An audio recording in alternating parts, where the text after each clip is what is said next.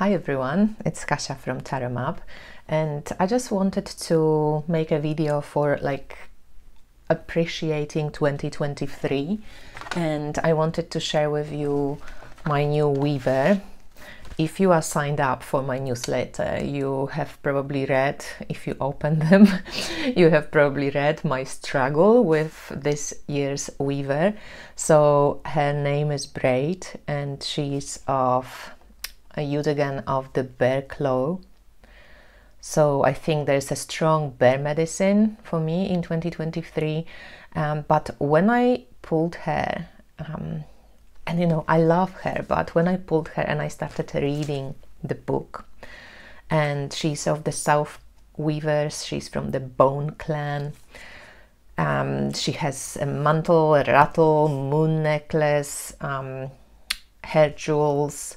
She looks straight at me. You know, I always feel like, does she have like a wooden leg? I don't know, there's just something around this leg that keeps drawing me. She's got like black hands and this kind of what looks like a wooden leg. Maybe it's her drum. There is just something about her that's very mysterious and just very powerful. But I felt resistance. I was just going, I don't want I don't want her for 2023. I want 2023 to be peaceful, gentle. Like, I don't want to fucking fight anymore. I don't want to travel all the time. Last time I had like the pilgrim archetype, you know, and I was just like, I'm over it. I don't want to do it anymore. Of course, when I start reading the book, Braid says she's a perpetual traveler, constantly moving between communities. She's walking a solitary path amid the silent wilderness. She prefers to remain outside of the usual and beyond the anticipated. And her life was a beacon of freedom and inspired many expressing their own individual natures. So these are, you know, all beautiful qualities. I don't know why I felt so resistant to her.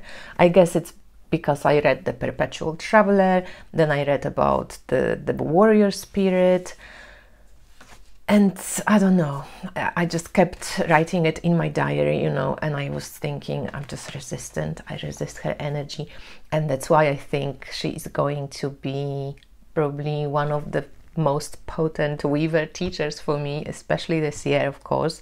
So I think what I wanted to offer you is, if you work with weavers, pulling a weaver a year, it's actually been very amazing practice for me, and I get to know those weavers. They really become like friends, teachers, archetypes that's kind of like engraved in you. I've been doing it since 2019. I think on my Instagram, you know, you can see in the highlights my weavers. Each one of them for a year, it's like a different story. It takes on so many layers and it's so amazing. I always put them as a screensaver on my phone, so whenever I open my phone I see them, so I kind of in touch with them every day, even if it's brief, you know, just a reminder. So I think I will look into checking out the bear medicine as well. And you know, here I just warrior drum, there's the warrior stuff, and I think I have to redefine how I perceive the word warrior because of the war in Ukraine, and I was just like, I'm over it. I don't want any warriors. I don't want war. I don't want to have warrior spirit, but I think I've got to redefine it, not avoid it, which I have done a lot in the last year because it was just, I don't want to face it every day. And I will be also pulling certain cards from certain decks during the you know, flow of the year to have conversations with the weavers. In my creative tarot class, I give you quite a lot of different ways of how you can do that, and I think this is one of the cool way how we can use magnitude of the decks that we have, right? Because I was so resistant to Braid, still am a little bit. I'm kind of excited about her really, but I was quite resistant to her. and she's like a mystery to me. If I feel like it will be hard for me to access her, that I don't know, I just get this weirdest feelings like she's not going to accept me, that I'm too weak for her or something. I don't know, there's just this. So I think she's perfect for shadow work, you know, because obviously she's an aspect of me as well. So what am I not facing? What am I afraid of? All this stuff might be coming up with her. Maybe it's like, I don't want to see it. But I asked another weaver, what weaver can I use, or what weaver would be helpful, because can I use sounds so wrong. What weaver would be helpful to help me to access her energy, you know. And I pulled this snake, snake dreamer of the bright hearth. And because I'm on a search for home and putting my roots down, I very strongly resonated to this particular image. So I haven't really read much about her yet. I just let her be, but I think I'm going to like ask her for help to help me access braid. So I don't know, this is the first time that I've done something like this, so I don't know if it's going to work or not, or if it's going to get diluted. But yeah, if you read my newsletter, I was like, no, I don't want braid to be my weaver. So I think again that she's going to be an amazing, you know, amazing teacher. So I also chose a plant from the Soulflower Oracle. And what I do, I chose, you know, one of the cards. I wanted a flower, and what came up for me was Lady's Mantle. It was another one when I was just going, Lady's Mantle? Like, what is it? I didn't even know the translation into Polish, so I didn't know what plant that was really. And this is not from this deck, this is from the Druid Oracle. So when I started reading about it, and again, read about it, learn more, sit with it. I had meditations with it. I'm so excited about working with this plant. I already bought a dried version of it, because obviously, like, I can't go out in winter in Northern Hemisphere and get this plant or get to sit with the plant. So I have dried herb from Magiczny Ogród shop in Poland, and they really great fresh produce, like really beautiful. I have done shamanic journey with this plant already once.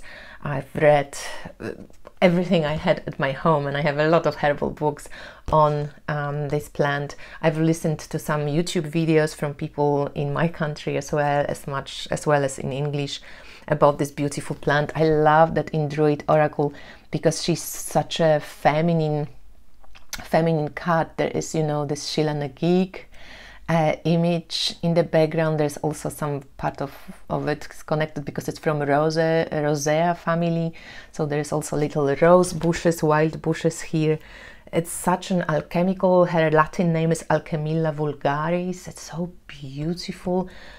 I'm bloody excited about it, and I already feel like I know her so much better, even after like spending with her, you know, a week. Okay, so yeah, I looked through all my herbal decks. In a couple of decks I found this Alchemilla vulgaris. She's an alchemical plant because she has she collects this juice of water, like drops of dew or water. Some say that like she sweats it out as well, but definitely it's great for feminine, like for water retention. And there is something also that it's being used in cosmetics because it preserves the water, and the water droplets create this beautiful round droplets. And it's called Alchemilla for a reason, because alchemists also used to use this water for the alchemical work. So I feel like 2023, based on this plant, will be definitely a part of creating alchemy, or going through alchemical process through like with the plants as well, because I'm so focused right now of like maybe in some way adding or mixing plant knowledge, flower essences into my tarot offerings and tarot practice. And then I use the Herbal Astrology Oracle to pick a plant of the year as well. So this was the flower of the year, and that was supposed to be a plant. And when I was pulling them, I pulled one card, but like the other one fell out. So I thought, okay, I just take two. And one was the Amanita muscaria, and it's just, you know, so beautiful. So what I did, I had a shamanic journey with Amanita, and what came up for me was kind of, you know, maybe, I don't know, maybe I was influenced by this image that Adriana, you know, Adriana Ayala's used in her oracle, but I felt so happy, so joyous, like really expansive heart, joy, energy, very light, very, not like excitable, but like just pure joy. That's what I felt from the journey with Amanita, the one journey that I did. And the other plant spirit was the Blue Lotus.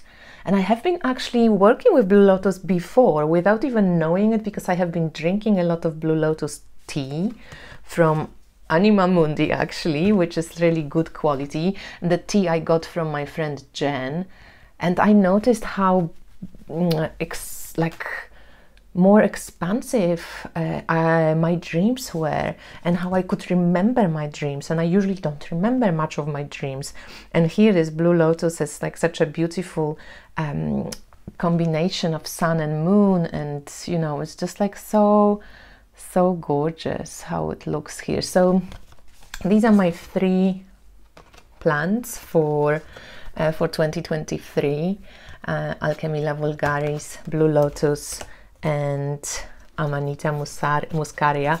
And Amanita, the keyword here is conduit, the Blue Lotus is intuition, and with Lady's Mantle, like, it's not in this deck, but that's what I just wanted to share, that I pulled these plants, and I'm going to actually keep them for the whole year, and I'm going to get to know them real well. I'm going to sit with them when the time is ripe to be actually observed by me. Maybe Blue Lotus, I don't know if I'm going to find it in Poland, but you can always spirit communicate with a plant that you, for example, cannot access live, you know, in reality.